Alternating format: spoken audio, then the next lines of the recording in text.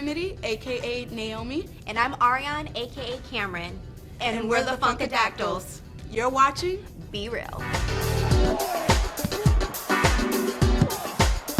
I started professional wrestling in 2009. Before that, I was Orlando Magic dancer for 2 years. And while working for the Orlando Magic, WWE came to Orlando and did a show, and I was able to see it live. So at 21, I saw my first wrestling show live, and I fell in love with it. Before doing this, I used to work with autistic children as a senior behavior therapist. And I was on my way to get my master's, and then I went to audition for this, and then I've gotten to Tough Enough, which is their reality show, and then I was the first one eliminated. So it's like, kind of have like that underdog story of, you know, being the first eliminated, and, you know, people never imagined for me to get as far as I have. I think all of the divas, though, whether on camera or not on camera, we're all very confident and love who we are and accept who we are. I mean, you have to be to do this job and to go out there, you know, in our gear, and you can't fake this. We actually brainstormed on a few names. We debuted with the Funkasaurus, which is Brodus Clay, and we wanted a name to coincide with his name, so we thought of Funkadelics, Funkateers,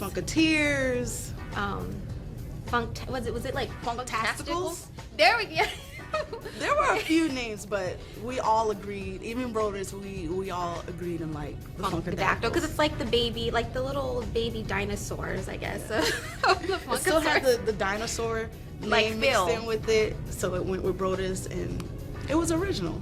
We've had so many looks. You know, we both collaborate with our seamstress, Miss Sandra Gray. She's incredible, and even to this day, we always like switching up our styles and are still trying to figure out what our next look is. When we first debuted, we wanted to look alike and everything to be the same, but now, you know, we're starting to want to have our own individuality, but we still want that like being a Funkadactyl is about being wild, being crazy, not having boundaries or limits. Exactly. So we want our gear to be like we want feathers, like showgirl outfits, rhinestones, bling, like crazy things that you don't see every day. People may think like, you know, we don't work as hard. Like, we do just the same amount that the guys do, you know what I mean? Like, we're traveling, we're away from our families, we're putting in the hard work, we're practicing, like, we're always trying to do things to, like, you know, make a like prove ourselves and show that, you know, we can do it all. I like to work out maybe 3 times a week on a good week, 3 to 5 times a week. Start with 30 minutes of cardio, and I like to do weights, but my body is pretty muscular as it is, so I don't have to do a whole lot to stay fit. My main thing is watching what I eat. You don't realize like how much of a sweat and how much you get toned from just doing like, you know, more reps of lower weights and like circuit training that gives you like only just a second to breathe. I'd like people to remember my athleticism and just remember how hard I worked and how passionate I was. Just to be able to say like I did everything, you know, in my power to be like, you know, I want to be different and just kind of show like, you know, hey, I was the girl that no one ever thought would make it here, and here I am.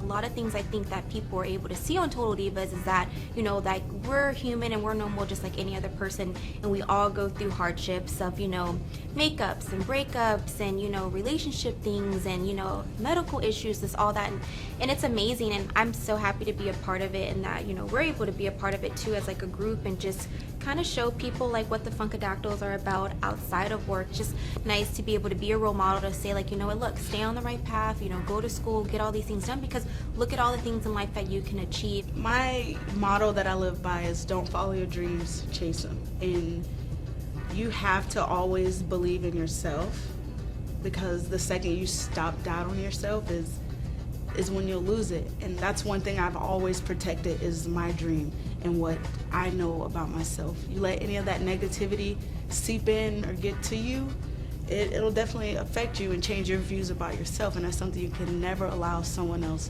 to do.